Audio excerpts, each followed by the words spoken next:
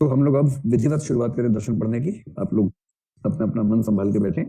और वैसे तो मैं इसको पढ़ाते हुए हंसी मजाक का पर्याप्त ध्यान रखूंगा कि वो होता रहे, है ना, कम ना हो।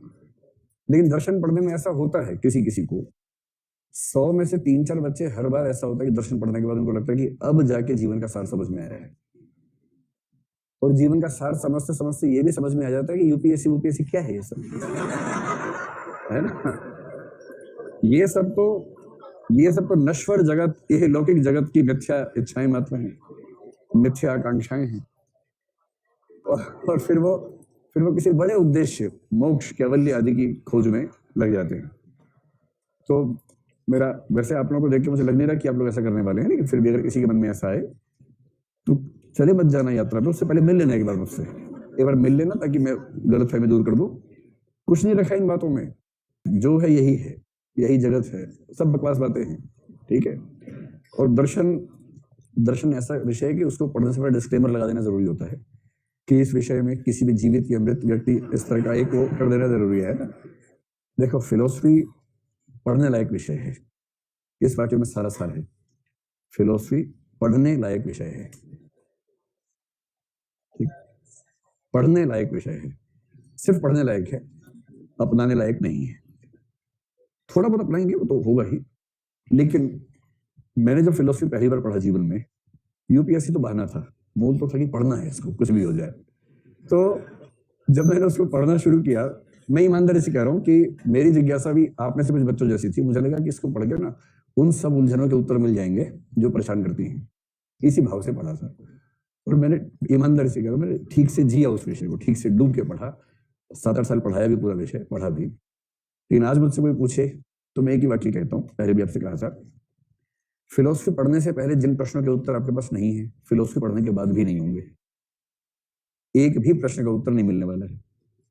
सिर्फ ये पता लग जाएगा कि बाकी लोगों ने क्या क्या उत्तर दिए हैं, और साथ में ये भी कि वो सारे उत्तर गलत हैं। सही उत्तर कौन सा है किसी को नहीं पता है, कौन कौन से उत्तर हैं और वो क्यों गलत हैं ये पता लग जाता है। और इसको बोलते हैं कि आप इग्नोरेंस से इनलाइटेंड इग्नोरेंस के बिंदु पर आ जाते हैं। प्रबुद्ध इग्नोरेंस क्या होगा? अबुद्धता, हाँ, प्रबुद्ध अज्ञान, अज्ञान से प्रबुद्ध अज्ञान की तरफ बढ़ते हैं, इतना ही मसला है। इसलिए मैं कह रहा हूँ कि बहुत प्रभावित मत होइएगा, ऐसा कुछ है भी नहीं प्रभावित होने वाला, लेकिन फिर भी अगर किसी के मन में आने लगे ना कि संन्यास ले ही लो, ऐसा मत करना, है ना। क्या इतनी सी उम्र में संन्यास तो 75 के बाद होता ही है भारतीय परंपरा में। आज पढ़ेंगे उसको, पढ़ेंगे आज। दर्शन में हम सारे पाठ्यक्रम में 2 हिस्सों में बांटेंगे। एक है दर्शन की भारतीय परंपरा, और दूसरा है तो विश्व का, पर विश्व के दर्शन का सामान्य मतलब पश्चिम से ही होता है। तो आप पश्चिमी दर्शन मुख्य रूप से, और एक दार्शनिक आप चाहेंगे किसी और स्थान का तो उसको भी देख लेंगे। तो भारतीय दर्शन और पश्चिमी या वैश्विक दर्शन, इसमें बांट के पढ़ेंगे, ठीक। तो शुरुआत करने के लिए वैसे मैं जनरली पश्चिम से शुरू करता हूं, पर आज मैंने सारे प्रश्न जब देखे तो मुझे लगा कि ज्यादा सवाल आ रहे हैं भारतीय दर्शन से, विशेष रूप से सारे पीसीएस में पश्चिम से ले जाके कांट से सवाल पूछ रहे हैं। तो हम शुरू करते हैं भारतीय परंपरा से, क्योंकि जब शुरुआत होती है तो थोड़े ज्यादा सवाल आपके होते हैं, समय अनुपातिक रूप से ज्यादा लग जाता है, अंत में फिर थोड़ी स्पीड बढ़ जाती है, तो उस समय वो टॉपिक पढ़ेंगे जो कम महत्वपूर्ण होगा। तो शुरू हम करेंगे भारतीय दर्शन की परंपरा से, ठीक है। तो भारतीय दर्शन की परंपरा से शुरू करने के लिए एक बात को बस याद कीजिए। शुरुआत में मैंने कहा था कि दर्शन जो है उसके यूं तो 10 भाग माने जाते हैं, लेकिन 3 भाग उसके प्रमुख माने जाते हैं। और वो 3 शब्द एक बार आप याद कर लें। पहला शब्द है ज्ञान मीमांसा, ये मैं सिर्फ आपको याद दिलाने के लिए लिख रहा हूं, ज्ञान मीमांसा। दूसरा तत्व मीमांसा, और तीसरा शब्द है नीति मीमांसा। अंग्रेजी के शब्द इनके लिए क्या थे, ध्यान है आप लोगों को? ज्ञान मीमांसा के लिए इपिस्टेमोलॉजी,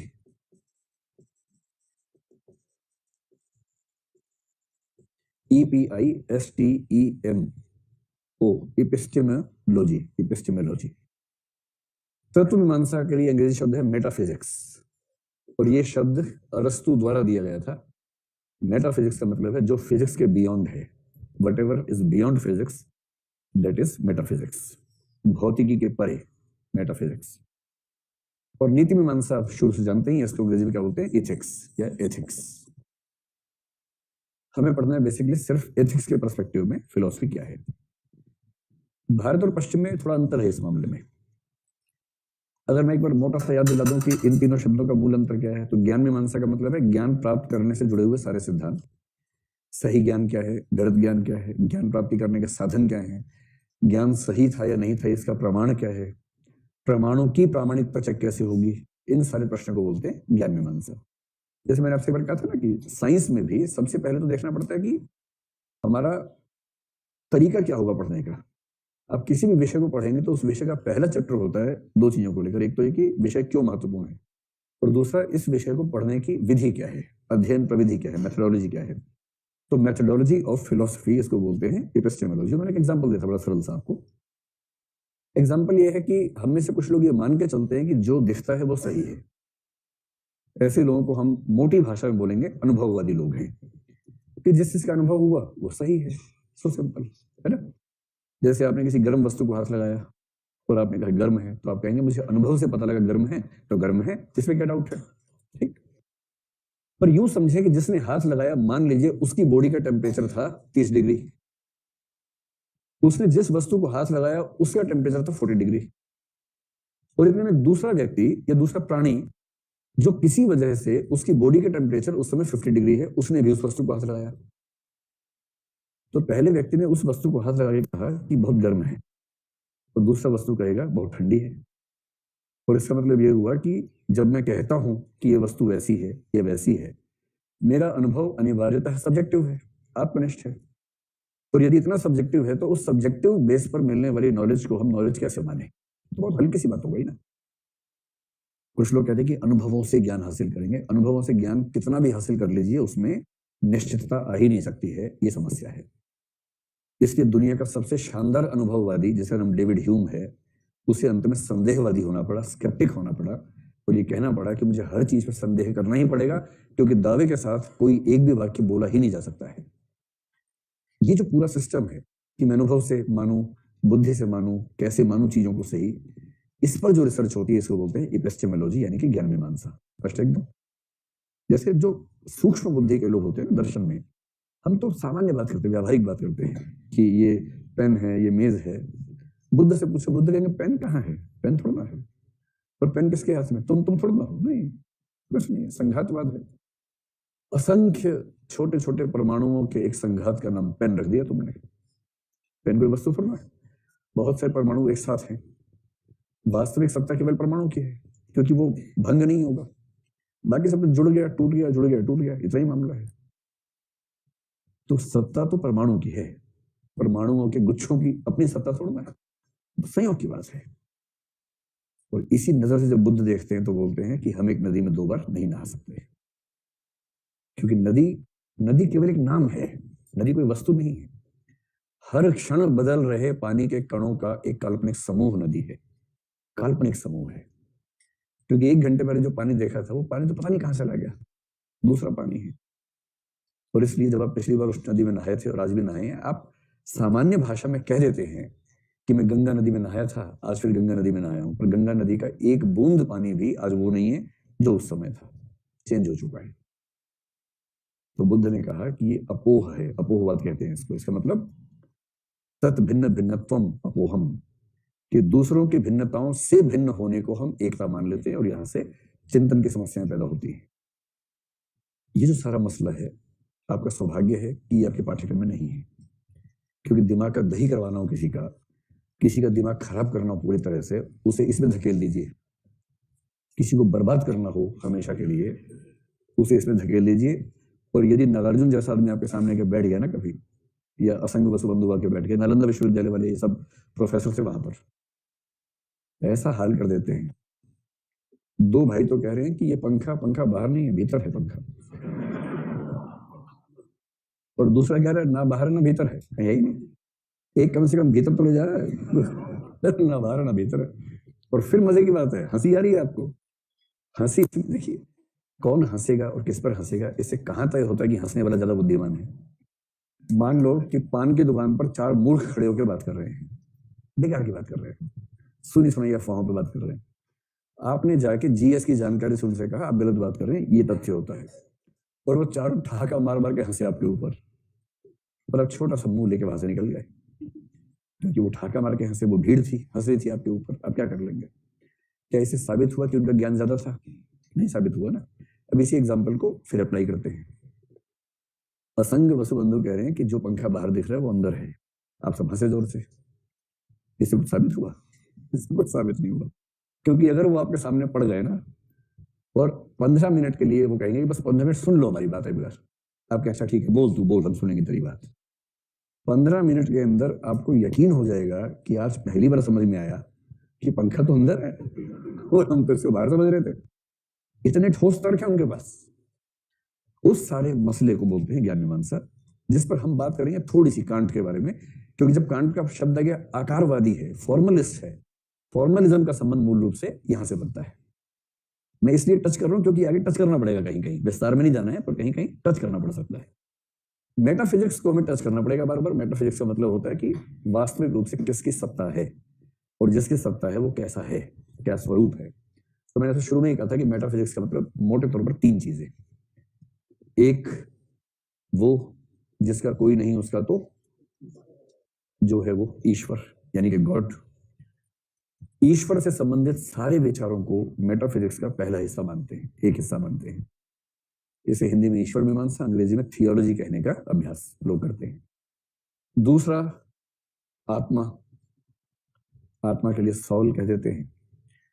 तो आत्मा से जुड़े सारे प्रश्न, आत्मा है नहीं है तो किस साइज की है, उसका वजन कितना है, आत्मा का साइज क्या होगा आपके हिसाब से? आत्मा का साइज बताओ। बड़ा मुश्किल सवाल है, आत्मा का साइज क्या है? हाँ ये बात भी है, लेकिन उसके बाद भी कई लोग अड़े हुए ना कि आत्मा होती है, तो उनसे पूछते साइज बताओ भाई। तो एक ने कहा कि आत्मा एक परमाणु के समान है। उससे बात जस्टिफाई हो गई कि चींटी के अंदर भी है, अमीबा के अंदर भी रही होगी, है ना, सबसे छोटा जीव है, उसके अंदर भी आत्मा होनी चाहिए, इसलिए आत्मा का साइज छोटा होना चाहिए। कुछ लोग कहते हैं कि आत्मा पूरे ब्रह्मांड से व्यापक है, शंकर जैसे कहते हैं। और सबसे रोचक सिद्धांत जैन लोगों ने दिया इस मामले में। उन्होंने कहा पिपीली का पुद्गलम प्राप्य पिपीली का भवती, हस्ती पुद्गलम प्राप्य हस्ती भवती। यानी कि आत्मा चींटी के शरीर में जाती है तो चींटी के आकार की हो जाती है, और हाथी के शरीर में जाती है तो हाथी के आकार की हो जाती है। इसका मतलब यदि कोई व्यक्ति मोटा हो रहा है तो उसकी आत्मा विराट हो रही है, और यदि कोई जिम जा रहा है तो रोज अपनी आत्मा सुखा के आ रहा है वहां से। इसका मतलब ये हुआ। बड़े रोते रोते सिद्धांत होते हैं आत्मा को लेकर भी। आत्मा बात्मा होती होती पता नहीं है या नहीं, मुझे तो बहुत भरोसा है इन सब बातों में, पर हाँ बीच में हम डिस्कस करेंगे कि लोग क्या कहते हैं।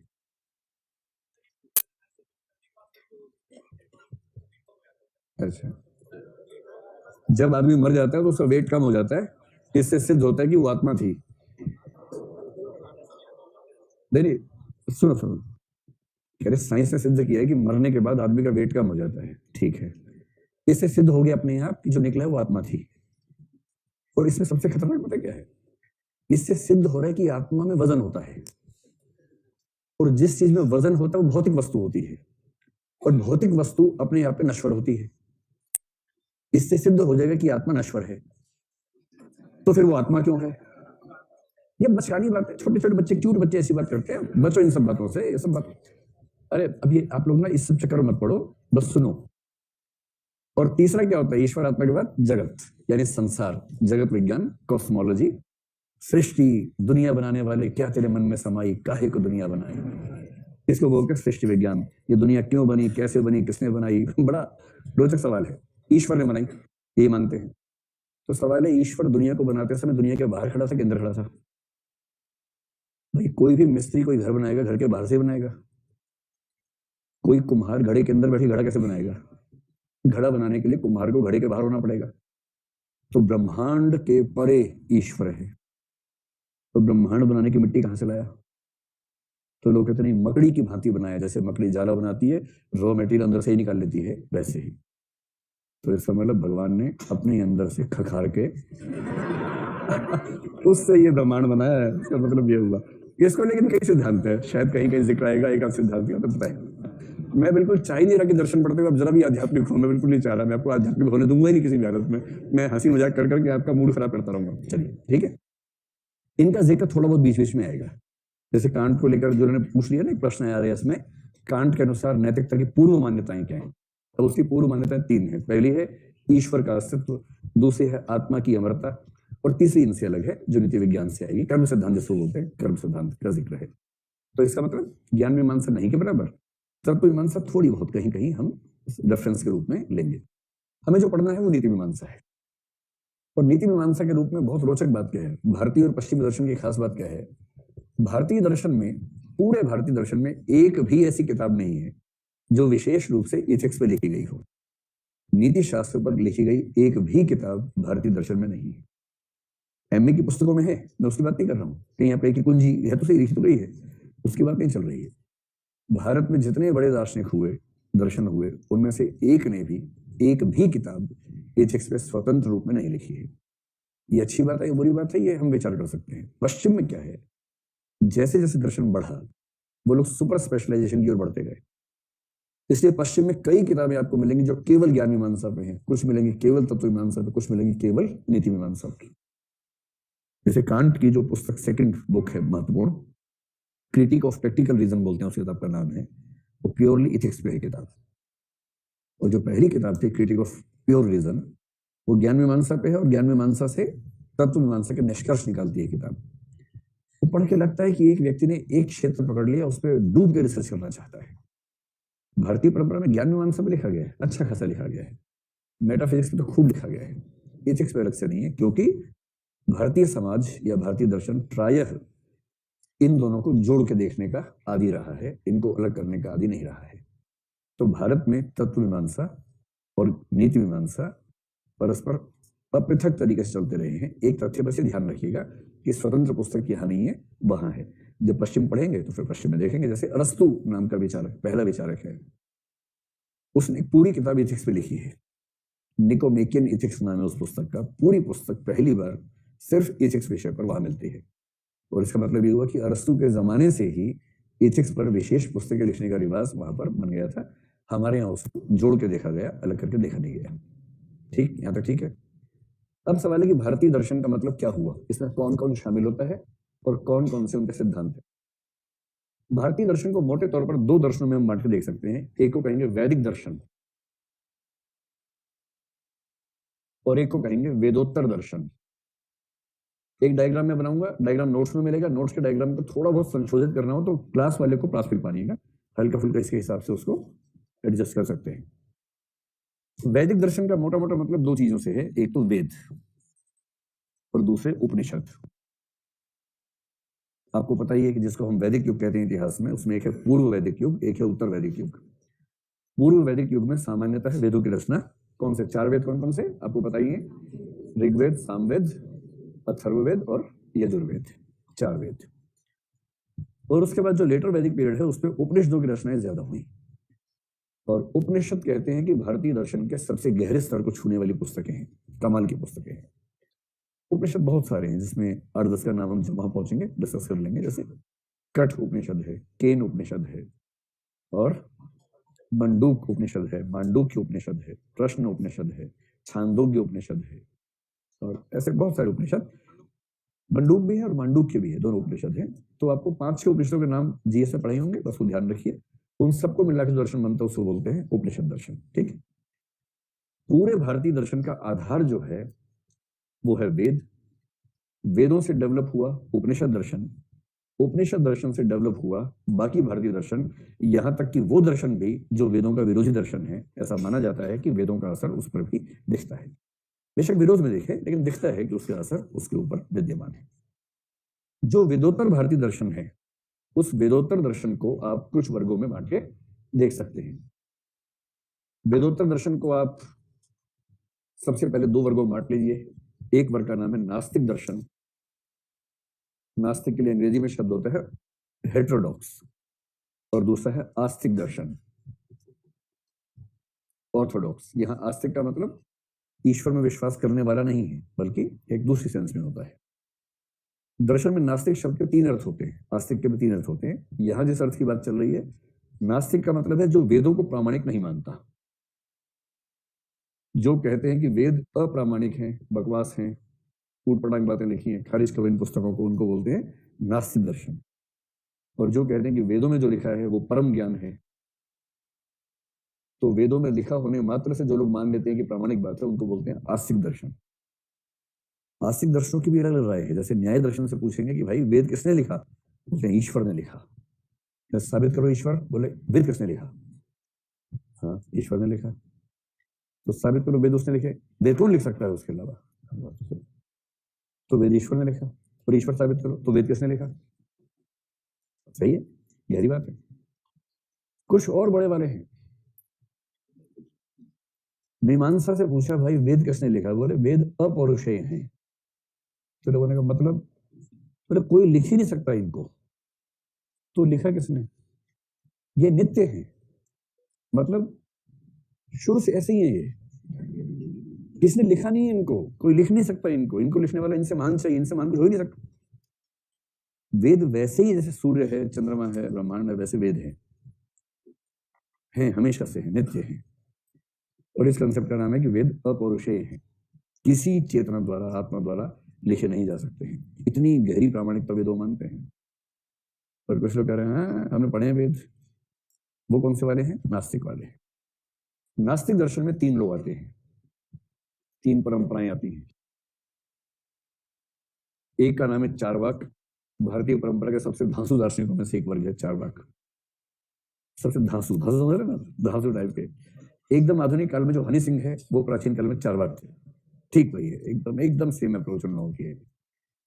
चार्वाक दर्शन का दूसरा नाम है लोकायत। कभी आपके सामने ये शब्द आ जाए तो डरिएगा मत, इसका मतलब वही है। और एक तीसरा नाम भी है बारहस्पत्य दर्शन, यानी ऋषि बृहस्पति का दर्शन। ऋषि बृहस्पति थे जिन्होंने इस दर्शन की रचना की थी, और बहुत रोचक कहानी इसके पीछे मानी जाती है। लेकिन चार्वाक दर्शन कहें, चाहे उसको आप लोकायत कह दें, चाहे बारहस्पत्य कह दें, इन सब का मतलब एक है। सामान्यतः जब भी आपसे पूछेंगे चार्वाक पूछेंगे, और सामान्यतः कभी पूछेंगे ही नहीं, इसलिए वो तनाव होने की जरूरत नहीं। दूसरा दर्शन है बौद्ध, और तीसरा दर्शन है जैन। बौद्ध दर्शन देने वाले कौन थे, महात्मा बुद्ध थे, गौतम बुद्ध थे। तो गौतम बुद्ध बाद में इनका नाम पड़ गया महात्मा बुद्ध। तो गौतम बुद्ध का ओरिजिनल नाम क्या था, सिद्धार्थ। सिद्धार्थ है ना, सिद्धार्थ थे, जो आगे चल के गौतम या महात्मा बुद्ध के नाम से प्रसिद्ध हो गए। बहुत तपस्या की, 6 साल तपस्या करते रहे, तब जाके ज्ञान की प्राप्ति हुई। 6 साल की तपस्या, और उसके बाद जब ज्ञान प्राप्त हुआ तो उन्होंने दुनिया भर को ज्ञान दिया। अपने घर भी लौट के गए मिलने के लिए सबसे। राजा थे, फिर इनका बेटा था, उसका नाम राहुल था। तो मतलब राजाओं के बच्चों का नाम अक्सर राहुल होता ही है, तो उसका नाम भी राहुल था। ऐसे ही एक और राजा थे, उनका नाम था महावीर, मतलब राज परिवार के व्यक्ति थे, महावीर, स्वामी महावीर। महावीर ने भी बहुत गंभीर साधना की, 12 साल की साधना की, 12 साल की साधना। उनके अच्छे अच्छे दोस्त जो कहते थे कि हम साधना में साथ नहीं छोड़ेंगे, सब छोड़ के भाग गए, इतनी कठिन साधना थी। बुद्ध के साथ भी हुआ, खूब मार पिटाई कुटाई, पता नहीं क्या क्या हुआ। फिर कुछ लोगों ने सहयोग भी किया। एक सुजाता नाम की स्त्री थी, उनको जो भोजन खीर भी खिलाती थी, तो तब से बहुत सारे लोग अपने बच्चियों का नाम सुजाता रखने लग गए हैं। एक बार एक इंटरव्यू चल रहा था, मॉक इंटरव्यू, लड़की थी सुजाता कोई, मैंने उससे पूछा तुम्हारे नाम का मतलब क्या है, बोली बुद्ध को खीर खिलाने वाली। मैंने कहा अरे यार ये क्या मतलब हुआ, नाम का मतलब बताओ। में है और हम आपके चिकित्सा बिल का भुगतान नहीं करना चाहते, तो हम आपको आसन क्रिया कुछ सिखा देते हैं, लेकिन वाकई किसी किस्म का सीखना नहीं होता। आप बस इधर उधर घूमते हैं, बस इतना ही। जो लोग विकास करना चाहते हैं उन्हें कुछ करने की जरूरत नहीं है, उन्हें बस इधर उधर घूमना है, पूरे भरोसे और ग्रहणशीलता के साथ। अगर वो बस इधर उधर घूमें तो हम उनके लिए काम करेंगे। लेकिन जो लोग समाज में चीजें करना चाहते हैं, वो इसे मैनेज करना चाहते हैं, उसे मैनेज करना चाहते हैं, लाभ पाना चाहते हैं, तब उन्हें सीखना होगा, सीखने की कोशिश करनी होगी। दूसरा कोई तरीका नहीं है। तो आप क्या चाहते हैं, सीखना या विकास करना? आपको अभी तय नहीं करना है, अपना समय लीजिए, आराम से तय कीजिए। कोई व्यक्ति इन ऊर्जाओं के प्रति अधिक संवेदनशील कैसे बनता है? कोई व्यक्ति इन ऊर्जाओं के प्रति अधिक संवेदनशील कैसे बन सकता है? पहली चीज है साधना करने से।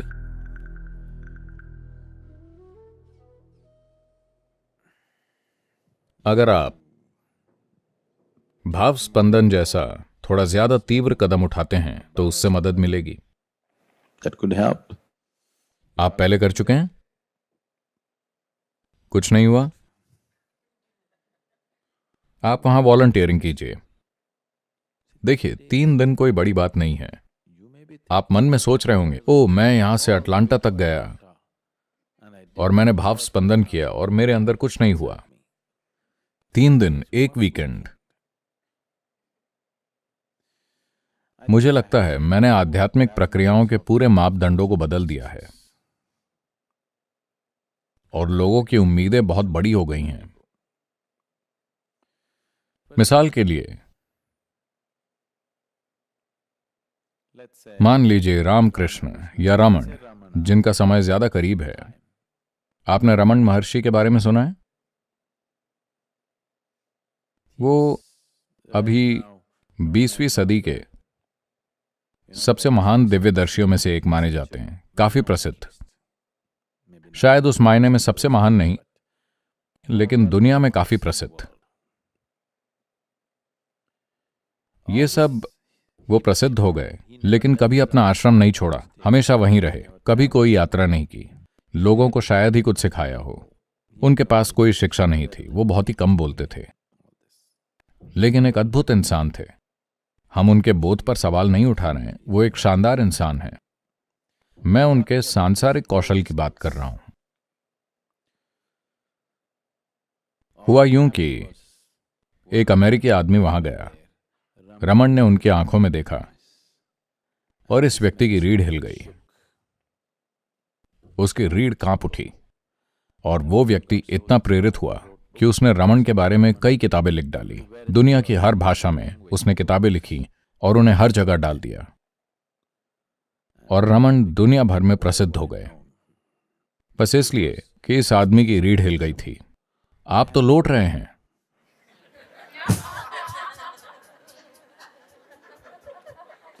और उम्मीदें और भी बड़ी होती जा रही हैं, है ना?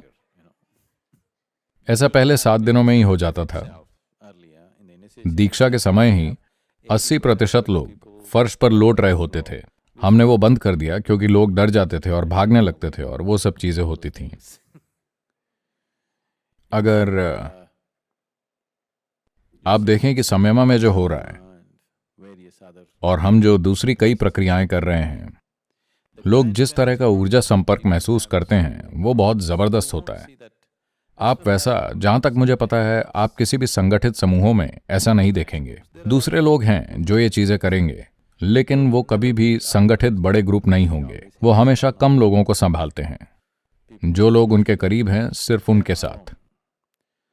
बड़ी संख्या में लोग, इस तरह लोगों का एक संगठित समूह, इस तरह की चीजें होना, मुझे नहीं लगता दुनिया में ऐसी कोई दूसरी जगह है जहां बस और लोग गए।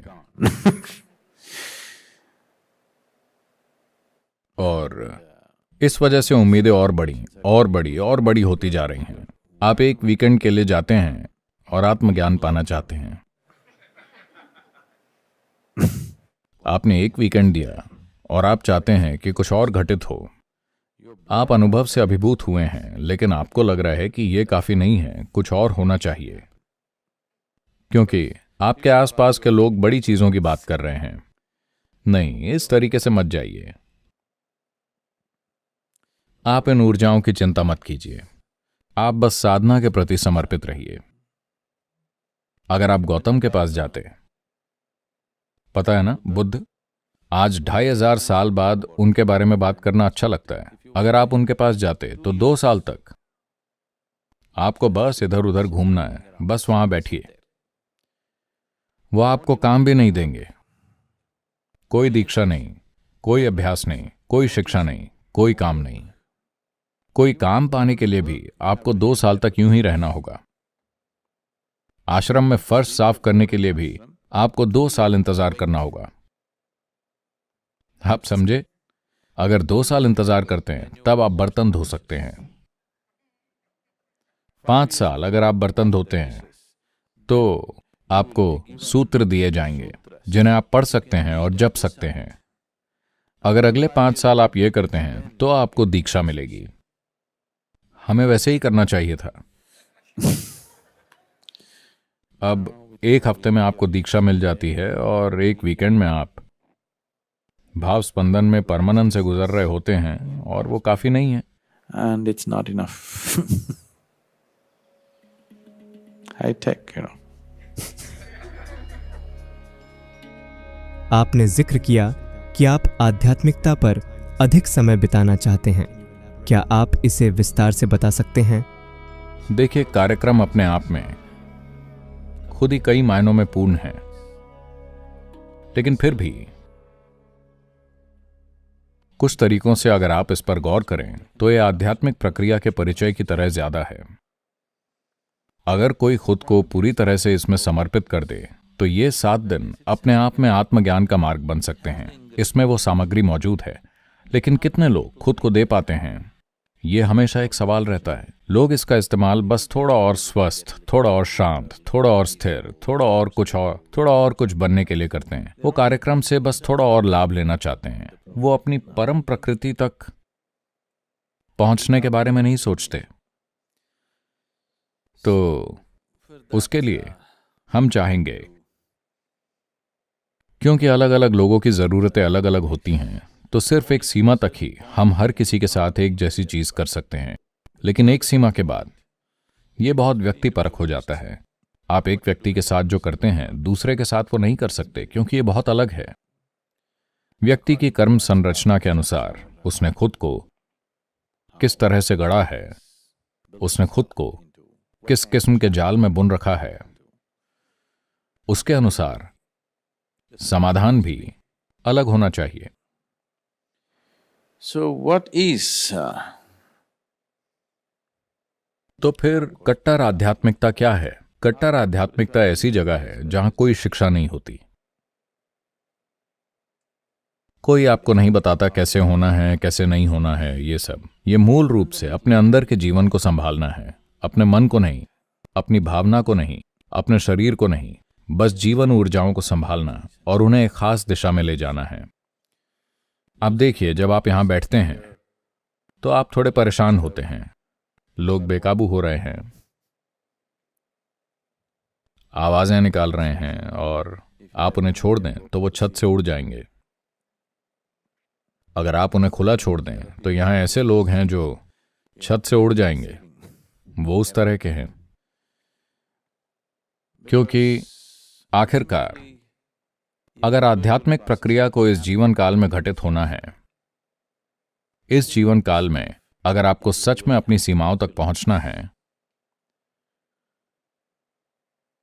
तो एक तरीका है तीव्र भक्ति, जहां आप अपना जीवन झोंक देते हैं पूरी तरह से। कुछ भी मायने नहीं रखता। आप उन सभी पागल लोगों के बारे में जानते हैं, रामकृष्ण परमहंस, मीराबाई, ये सभी बिल्कुल पागल लोग हैं। मैं चाहता हूं कि आप ये जानें। आज आप उनकी पूजा करते हैं, ये आसान है। जो लोग उनके साथ रहते थे उन्होंने बहुत भयानक समय बिताया, क्योंकि उनकी भक्ति ऐसी थी। वो बिल्कुल पागल लोग थे। उन्हें आसपास की दुनिया का कोई होश नहीं था। आपको देखना चाहिए कि मीराबाई के पति भोजराज किस तरह की परेशानी से गुजरे। अविश्वसनीय। दूसरा आदमी टूट गया होता। वो इतने भयानक समय से गुजरे क्योंकि ये स्त्री भक्त है, एक पागल भक्त। अगर आप में पागलपन नहीं है तो आप भक्त नहीं हो सकते। आपको ये जानना चाहिए। आप बहुत नियंत्रित भक्त हैं तो आप भक्त नहीं हैं। आप बहुत बड़ा धोखा हैं। नियंत्रित भक्ति जैसा कुछ नहीं होता। भक्ति केवल पागल ही हो सकती है, कोई और तरीका नहीं है।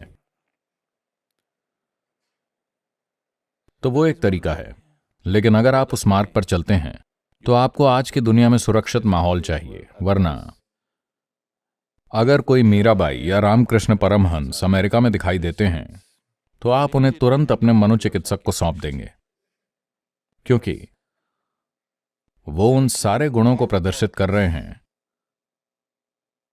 जिनसे कोई मनोचिकित्सक या मनोविश्लेषक अपने ग्राहक तय करता है। एक स्थायी ग्राहक। हाँ, उनमें सारे गुण होते हैं। वो एक दूसरी दुनिया से हैं, लेकिन इससे फर्क नहीं पड़ता। आज आप ऐसी चीजों की चिंता नहीं करते। ऐसे लोग अगर अमेरिका में दिखाई दें तो उन्हें निश्चित रूप से हर तरह की दवाएं दी जाएंगी, नियंत्रित किया जाएगा और बर्बाद कर दिया जाएगा। वो पागल लोग हैं, उन्हें सुरक्षित माहौल की जरूरत है। तो उसके लिए भी आपको एक आश्रम, एक कट्टर जगह चाहिए जहां पागल लोग भी सामान्य रूप से घूम सकें। पूरी तरह से पागल लोग, भक्ति में पागल। और दूसरी चीज यह है कि अगर आप ज्ञान या बौद्धिक मार्ग पर चलना चाहते हैं तो आपको बहुत साधना करनी होगी अपनी बुद्धि पैनी करने के लिए। अपनी बुद्धि को ऐसे धारदार ब्लेड की तरह बनाना जिस पर कुछ न चिपके लेकिन वो सब कुछ काट सके। अगर ऐसा होना है तो हमें बहुत सारी साधना करनी होगी। इसके लिए भी हमें एक खास स्थान चाहिए जहां वो अन्य लोगों से अछूते रहें, वरना यह संभव नहीं होगा।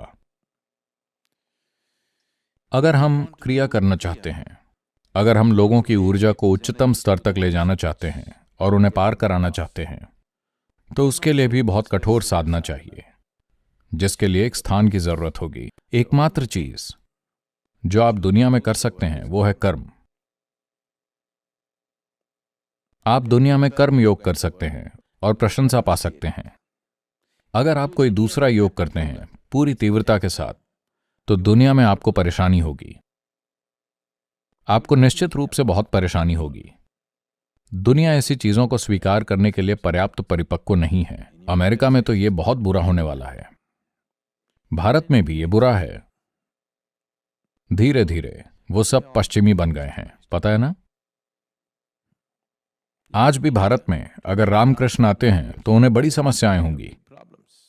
उन दिनों किसी तरह काम चल गया, आज उन्हें समस्याएं होंगी। आज उन्हें पता है ना?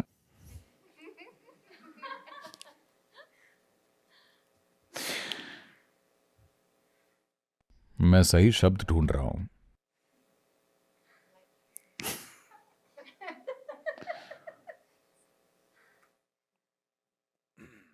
उन्हें मेरी तरह समाज प्रेमी होना होगा, वरना वो नहीं रह पाएंगे। वो सच में नहीं रह पाएंगे। मैं भी सिर्फ पिछले 7 सालों से ऐसा हूं। उससे पहले मुझे कोई परवाह नहीं थी।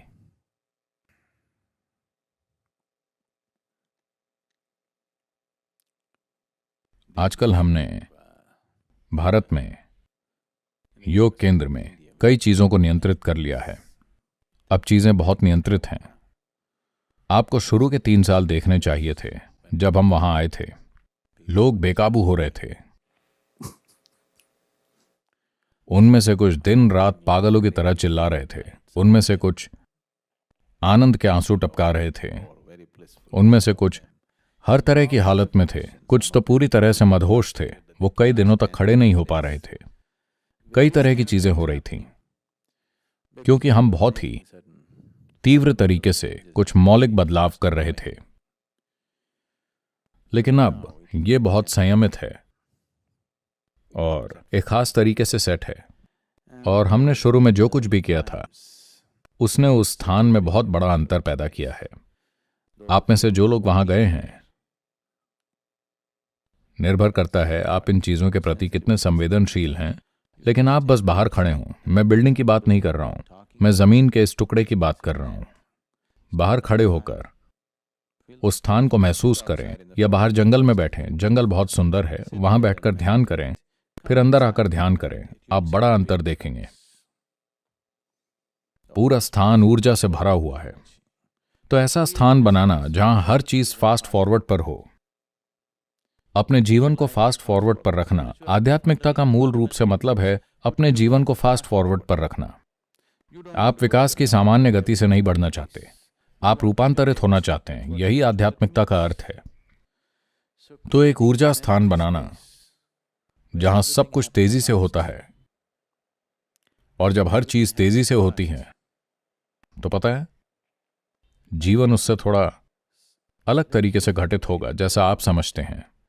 अगर आप संगीत को फास्ट फॉरवर्ड पर बजाते हैं तो ये कैसा लगता है? ये वैसा ही होगा। तो जब आप उस किस्म का संगीत बजा रहे हो तो कोई ऐसा होना चाहिए जो बता सके कि क्या हो रहा है, वरना लोग भाग जाएंगे। इसमें कई पहलू शामिल हैं, लेकिन मूल रूप से अगर सरल शब्दों में कहें तो हाँ, आपके जीवन को असली फास्ट फॉरवर्ड पर रखना। हम नहीं चाहते कि आप विकास की गति से बढ़ें। इसमें बहुत समय लगेगा, मेरे पास उतना धैर्य नहीं है, मैं यहां उतने लंबे समय तक नहीं रहने वाला हूं।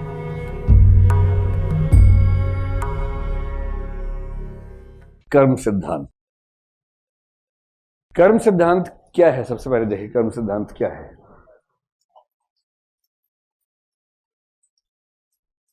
कोई आपसे पूछे कर्म सिद्धांत क्या है तो एक वाक्य में कहना, नैतिकता के क्षेत्र में कारण कार्य नियम को कर्म सिद्धांत कहते हैं। नैतिकता के क्षेत्र में कारण कार्य नियम,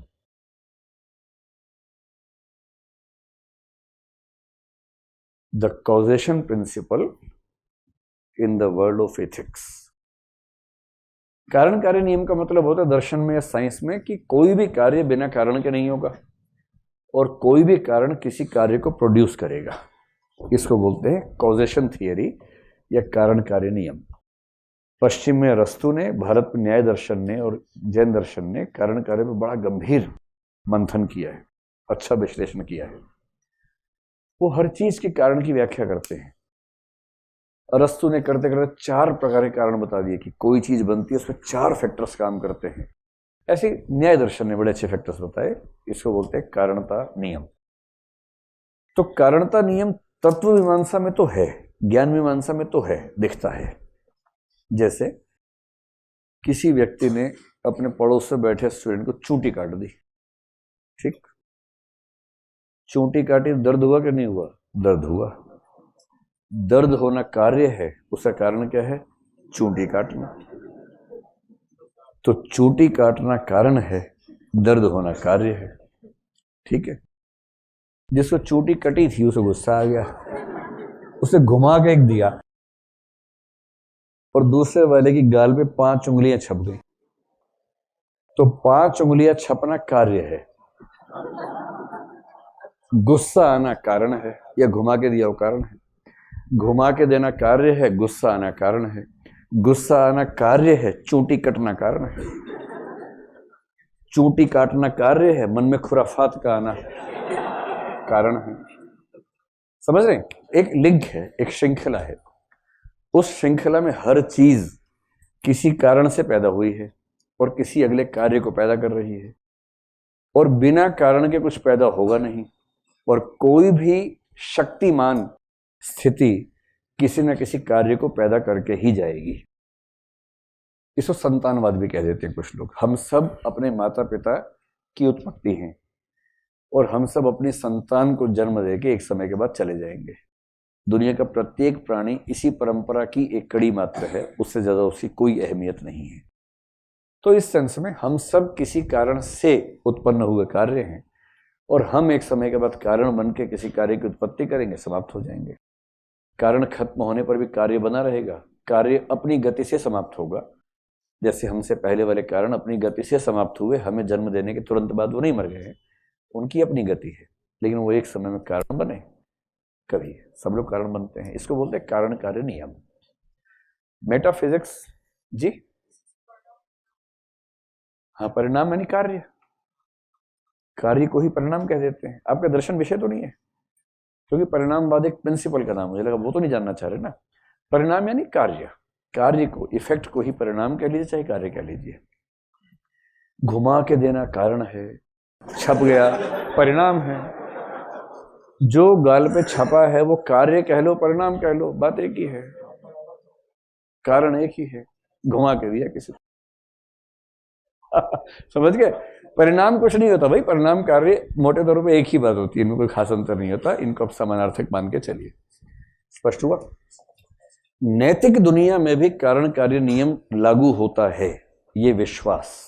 दुनिया भरोसे पे चल रही है। दुनिया का सबसे बड़ा अंधविश्वास है कर्म सिद्धांत। अब पता नहीं अंधविश्वास है या नहीं, साबित करना मुश्किल है, इसलिए मैं आपसे ऐसी बात कह रहा हूं। अगर ये अंधविश्वास है तो दुनिया का सबसे शानदार अंधविश्वास है। भाई हमें दिखता है कि जगत में नियम लागू होता है, हर कार्य के पीछे कारण होता है। और कोई आपसे पूछे चमत्कार क्या है, एक वाक्य में, चमत्कार वह कार्य है जिसके पीछे निश्चित कारण नहीं दिख रहा है, बस। धर्म का आदमी कहता है कि चमत्कार सामान्य नियमों में ईश्वर का हस्तक्षेप है, और ईश्वर कहता है कि कारण कार्य नियम मैंने ही तो बनाया था, और मैं अपने बनाए नियम के अधीन कैसे हो सकता हूं। मैंने बनाई दुनिया, दुनिया चलाने के लिए मैंने बनाया कारण कार्य नियम, और बीच बीच में अपना जलवा दिखाने के लिए उस नियम को खारिज करके कुछ चमत्कार कर देता हूं। चमत्कार कुछ नहीं है, चमत्कार का मतलब कारण कार्य नियम का उल्लंघन, जिसे धर्म के लोग ईश्वरीय इंटरवेंशन या हस्तक्षेप मानते हैं। और विज्ञान का व्यक्ति क्या बोलता है, चमत्कार का मतलब सिर्फ इतना है कि इस घटना का कारण अभी तक विज्ञान नहीं ढूंढ पाया है, ढूंढ लेगा। बारमूडा ट्रायंगल नहीं ढूंढ पाए हैं, ढूंढ लेंगे कभी ना कभी, अभी नहीं मिला है ना, तब तक चमत्कार है। गणेश जी ने दूध पिया प्रतिमाओं ने, चमत्कार है। कारण मिल गया तो चमत्कार नहीं है, विज्ञान है। जिस जिस घटना की व्याख्या हो गई, शमशान घाट में रात के समय रोशनी चमकती है, चमत्कार है। पता लग गया फास्फोरस है, तो विज्ञान है। जिस जिस चीज की व्याख्या नहीं हुई है वो चमत्कार है, जिस जिस चीज की व्याख्या हो गई वो विज्ञान है। दुनिया ऐसे चलती है, ठीक। इसलिए एक सवाल उठता है कि जो कारण कार्य का नियम चलता है जगत की घटनाओं में, क्या वो नैतिक जीवन में भी चलता है क्या? अगर तुम किसी का अच्छा करोगे तो तुम्हारे साथ भी अच्छा होगा, तुम किसी के लिए कुछ बुरा करोगे तो तुम्हारे साथ भी कुछ बुरा होगा। क्या ये नियम भी लागू होता है? इस नियम को बोलते हैं कर्म नियम। यानी नैतिकता के क्षेत्र में भी कारण कार्य नियम चलता है। इसका मतलब यदि आपको अच्छा फल मिला है तो वो आपके ही किसी कर्म का परिणाम है, यदि बुरा फल मिला है तो आपके ही किसी कर्म का परिणाम है। आज बुरा कर्म किया है तो फल मिलेगा जरूर, आज अच्छा कर्म किया है तो फल मिलेगा जरूर। ये विश्वास कि मेरा हर कर्म अपने हिसाब से फल लेकर आएगा, और मुझे जो मिल रहा है वो हर फल मेरे ही किसी न किसी कर्म का परिणाम है, इस विश्वास को बोलते हैं कर्म सिद्धांत। और ये भारतीय परंपरा का सबसे गहरा विश्वास है। इस्लाम भी मानता है, ईसाईयत भी मानती है, यहूदी भी मानते हैं, पर वो फाइन आर्ट नहीं है उनके पास इस मामले में, मोटी मोटी बात मानते हैं। जो गहराई भारत के लोगों ने गढ़ी है इस मामले में, यूनिक गहराई है। तुम किस भगवान से पूछ रहे हो कि तुम्हारे कर्मों का फल कब मिलेगा? कौन सा भगवान बैठा है ऊपर किसी स्वर्ग के सिंहासन पर, जो तुम्हारे हर अच्छे बुरे कर्म को नोट कर रहा है? क्या उसने कोई हिसाब की किताब खोल रखी जिसमें लिखा है आज तूने झूठ बोला, 5 साल बाद इसका परिणाम मिलेगा? कितनी बड़ी मूर्खता है यह सोच कि कोई और तुम्हारे कर्मों का फल तय करता है।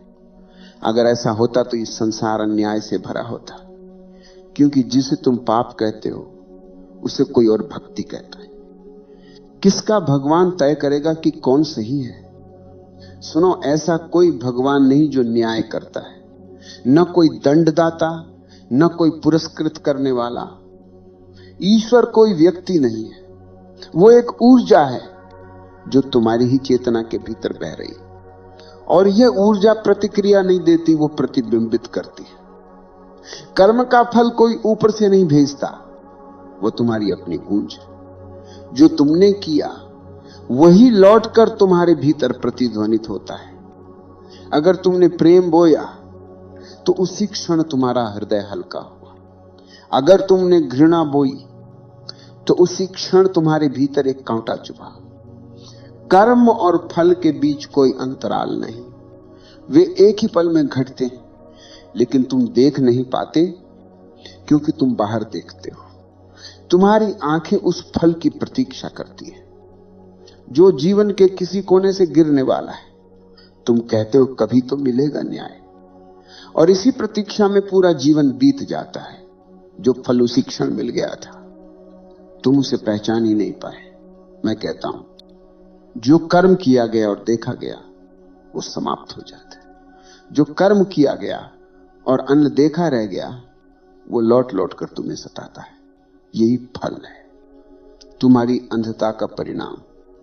भगवान कोई लेखाकार नहीं है जो तुम्हें दंड देता है, तुम्हारा ही मन न्यायाधीश है। जब तुम हिंसा करते हो तुम्हारे भीतर का साक्षी तुरंत कांप उठता है। वो तुम्हें भीतर से कहता है ये गलत है, पर तुम उसे अनसुना कर देते हो। वो कंपन वही रह जाता है और वही कंपन तुम्हारे भविष्य की पीड़ा बन जाता है। कर्म का फल तुम्हें भविष्य में नहीं मिलता, वो अभी तुम्हारे भीतर जन्म ले चुका है। तुम बस उसे महसूस करने के लिए तैयार नहीं हो। अगर तुम्हें ईश्वर चाहिए तो ऊपर मत देखो, भीतर देखो, क्योंकि वही तुम्हारा फल देने वाला है। वो कोई व्यक्ति नहीं, वो तुम्हारी जागरूकता है। जैसे ही तुम सचेत होते हो कर्म समाप्त हो जाता है, क्योंकि जागरूकता में क्रिया होती है पर कर्मी नहीं बचता, और जहां कर्मी नहीं वहां फल भी नहीं। इसलिए मत पूछो कर्मों का फल कब मिलेगा, ये प्रश्न ही गलत है।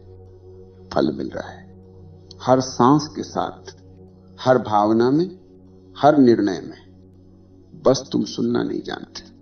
तुम्हें सजा नहीं मिलती, तुम खुद अपने कर्म का प्रतिरूप बन जाते हो। तुम जो करते हो वही तुम बन जाते हो। कर्म कोई अलग घटना नहीं, वो तुम्हारा स्वरूप बन जाता है। और जब कोई यह देख लेता है कि ईश्वर कोई न्यायाधीश नहीं बल्कि एक दर्पण है, तब भय समाप्त हो जाता है। क्योंकि तब वो जान जाता है मैं ही अपना कर्म हूं और मैं ही उसका फल। कर्म का विज्ञान किसी नैतिक उपदेश से नहीं बल्कि चेतना के रहस्य से शुरू होता है। जो कर्म करता है वो कोई और नहीं, तुम्हारी चेतना ही अपने अलग अलग स्तरों से काम करती है। कर्म को समझने के लिए सबसे पहले यह समझना होगा कि हर क्रिया दो स्तरों पर होती है, एक बाहर एक भीतर। बाहर हाथ उठता है, शब्द निकलता है, निर्णय लिया जाता है, पर भीतर एक कंपन उठता है, एक ऊर्जा की दिशा बदलती है।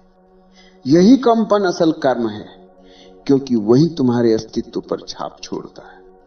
बाहर जो हुआ वो समय में बीत जाता है, भीतर जो हुआ वो तुम्हारे साथ चलता है।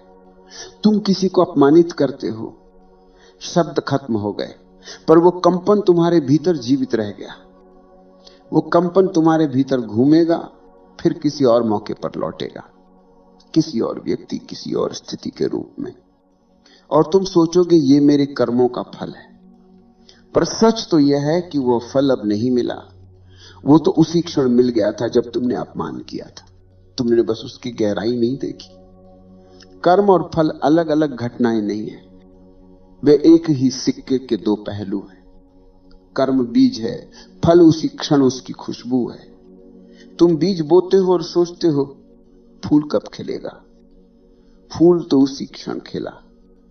बस तुम्हें देखने की आंख नहीं थी, देखना ही कुंजी है। जिसने अपने कर्म को होते हुए देख लिया उसका फल उसी क्षण समाप्त हो गया, क्योंकि फल कोई भविष्य में मिलने वाली वस्तु नहीं, बल्कि वही है जो कर्म के साथ साथ घटता है।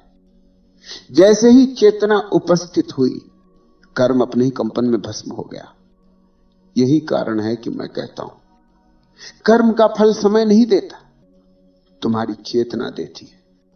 समय केवल अवसर बनाता है, पर तुम्हारे भीतर जो अवस्था है वही उसका रूप तय करती है।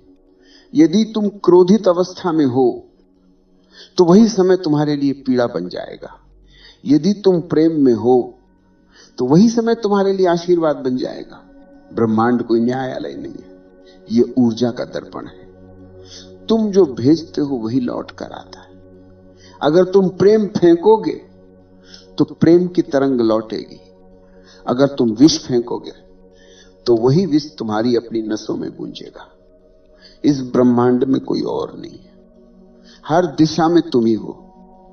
जो ये समझ लेता है वो किसी भगवान से पुरस्कार या सजा नहीं मांगता, वो देखता है मैं अपने कर्म का दर्पण हूं, अब उसे डर नहीं रहता, अब वो अपने कर्म को ध्यान बना देता है। यही वजह है कि जागृत व्यक्ति का हर कर्म समाप्त होता है और अचेतन व्यक्ति का हर कर्म बंधन बन जाता है। दोनों ही क्रिया करते हैं, पर फर्क है देखने में। अचेतन व्यक्ति क्रिया करता है और भूल जाता है, उसका हर कर्म उसकी नींद में जमा होता जाता है। हर क्रिया एक बोझ बनती है, हर अनुभव एक स्मृति का गांठ बनता है। वह भीतर से भारी होता जाता है और उसका भविष्य उसी वजन से बनता है। जागरूक व्यक्ति क्रिया करता है पर हर क्षण देखता है, उसकी दृष्टि कर्म को पारदर्शी बना देती है।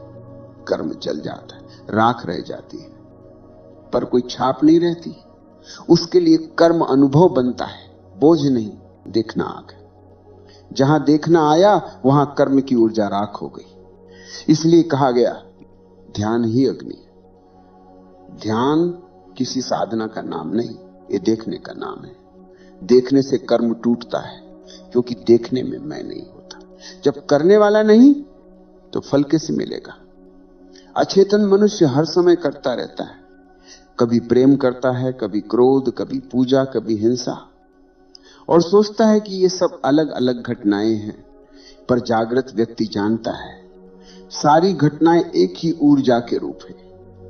जो समझ गया वो देखता है। कर्म कोई समस्या नहीं, अंधापन समस्या है, देखना समाधान है। कर्म तभी बंधन बनता है जब उसमें करने वाला होता है।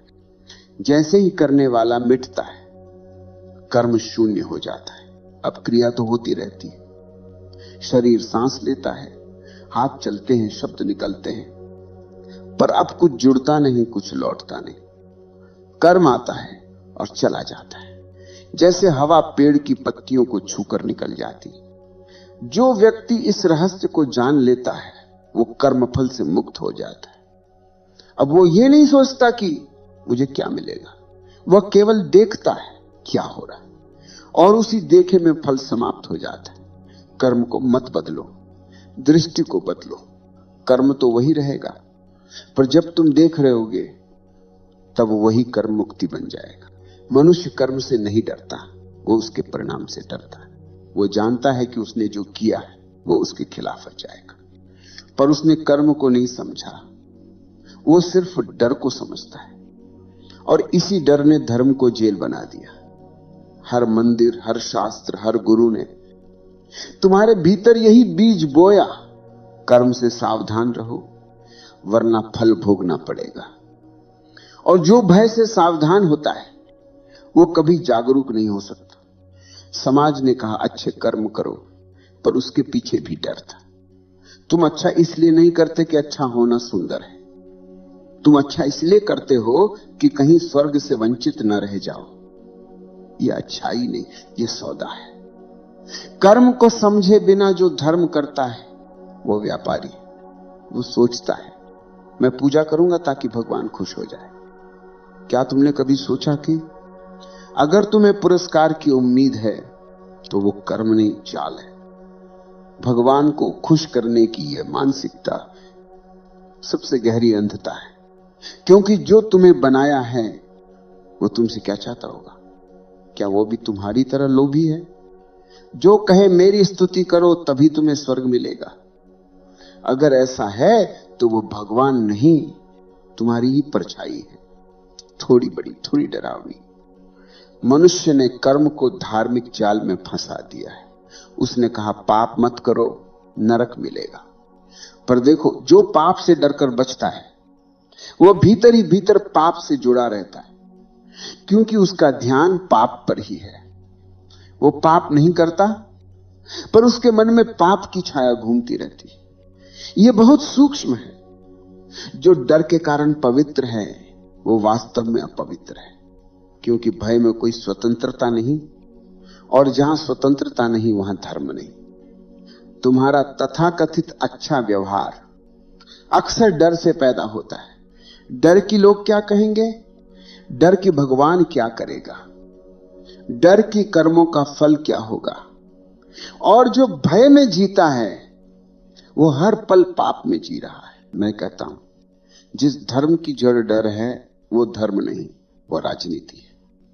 वह मनुष्य को नियंत्रित करने का सबसे पुराना साधन है। जो डर गया वो अपने भीतर झांकना भूल गया। अब वो पंडितों के पास दौड़ता है, अब वो दान देकर अपने पाप मिटाना चाहता है, अब वो प्रार्थना में सौदेबाजी करता है। कर्म के फल का डर तुम्हें सजग नहीं बनाता, तुम्हें पाखंडी बनाता है। क्योंकि तुम कर्म नहीं देख रहे, तुम परिणाम देख रहे हो। और जो परिणाम देखता है वो कभी कर्म को नहीं समझ सकता। ध्यान से सुनो, कर्म का फल डर से नहीं टलता, समझ से समाप्त होता है।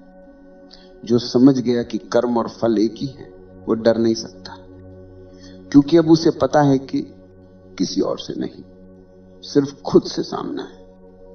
जो सच में देखता है वो कर्म करता है पर फल की प्रतीक्षा नहीं करता। उसका ध्यान क्रिया पर होता है, परिणाम पर नहीं। और तभी उसका कर्म ध्यान बन जाता है। कर्म का फल कोई दंड नहीं, वो दर्पण है। वो तुम्हें तुम्हारा ही चेहरा दिखाता है। अगर तुम डर गए तो इसका अर्थ है कि तुम अपने चेहरे से डर रहे हो। और जो अपने चेहरे से डरता है वो जीवन से भागता है। यहां से असली संघर्ष शुरू होता है। मनुष्य को यह समझना होगा कि उसे कर्म से नहीं, अपने अंधेपन से डरना चाहिए। क्योंकि कर्म तो निष्पक्ष है, वो वही लौट आएगा जो तुमने भेजा है। तुमने जहर भेजा तो जहर लौटेगा, पर यह जहर भगवान ने नहीं भेजा, यह तुम्हारी ही गूंज है। इसलिए अब डरने का प्रश्न नहीं, अब देखने का प्रश्न है। जो देख लेता है उसका डर समाप्त हो जाता है। वो अब कर्म नहीं बदलता, वो अपना होना बदलता है। और जैसे ही तुम्हारा होना बदलता है, कर्म अपना स्वभाव खो देता है। वो अब तुम्हें बांधता नहीं, वो तुम्हारे माध्यम से नाचता है। डरो मत कर्म फल से। डर अगर रखना ही है